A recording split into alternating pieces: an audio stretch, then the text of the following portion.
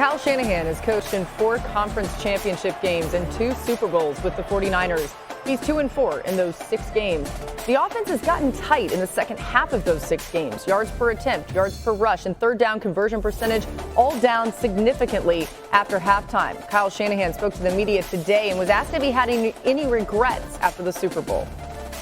Anytime you lose, every decision you made, you make a decision every play throughout that game. So when you lose, you'll go over that stuff always throughout the entire offseason, through cut-ups, through everything. But there was nothing that I thought in the moment that I did wrong. It was everything. I was proud of that and like the thought process behind everything. Shanahan will likely be back in these big spots in coming years. Do you trust him to come through when the season's on the line?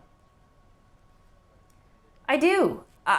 When you look at those games he's lost, the Super Bowls, the championships you mentioned there, one of them he lost his quarterback, literally ran out of quarterbacks. And then, when you talk about him going against the Chiefs, they didn't lose those games because of Kyle Shanahan. They lost because they were going head-to-head with the best quarterback in the NFL, with a defensive play caller who I think history will look back on as one of the best in the history of the sport, and this year one of the best defenses in the league.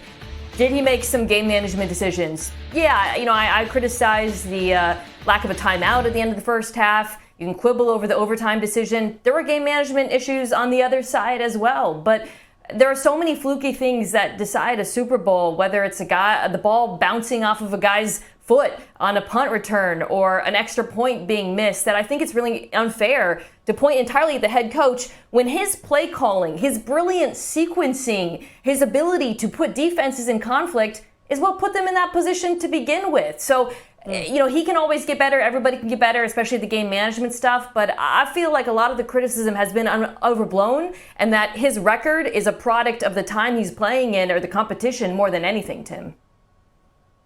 Yeah, I agree with you 100%. And, the ball is shaped funny, which means it bounces funny. And sometimes you need a little bit of good fortune. And sometimes that comes in the way of, not missing an extra point and not having a ball bounce off of someone on your punt return team's leg.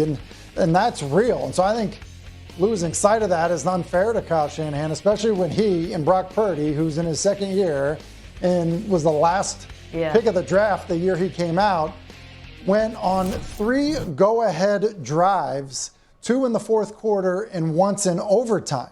Like that, I don't think can be overstated in terms of being able to do that against what was the second best defense in the National Football League this season. And as you said, with probably the best defensive play caller kind of in big games in this generation. So, look, it's just kind of unfortunate that who they went against. But, yeah, I have full confidence in Shanahan.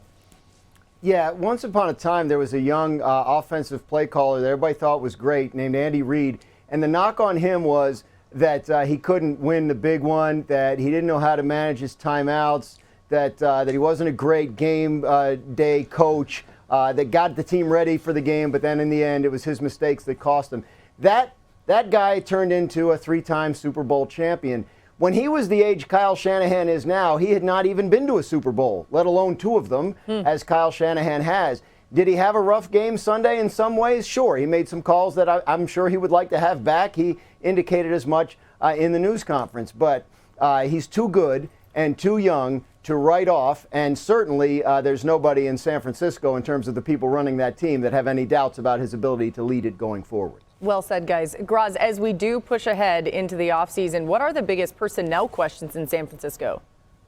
Yeah, they don't have quite the same number of big-name free agents as Kansas City. I think the biggest one is probably Chase Young, who's only been there a couple of months. I would doubt that he's back. He probably is going to hit the market and see what's out there. Wasn't super inspirational in terms of an addition at the trade deadline this year anyway. But, they have some issues. They have some cap numbers that are going to go up pretty high. They have Brandon Ayuk, who's going to be in line for a contract extension. And we were just talking about wide receivers in the last segment. What's he going to want, and is he going to fit into a salary structure that's paying top-of-the-market money to guys like Deebo Samuel and Trent Williams and Fred Warner and Nick Bosa? So they got to sort some things out. The one thing that really helps them is their quarterback is making $985,000 next year. Yeah. Yeah, I think the issue is mostly next year with some of the free agents and whether you want to get out of ahead of that, whether not just Brandon Ayuk, but Eric Armstead, who we talked about earlier, Dre Greenlaw, Travarius Ward, some of the best players on this roster will be free agents the following season. I think for the Niners, the priority is to fix this offensive line on the interior, especially if you're moving forward with Brock Purdy, because he needs help on the inside of that offensive line. We'll look to see if they're back in the Super Bowl once again. I wouldn't count them out, that's for sure.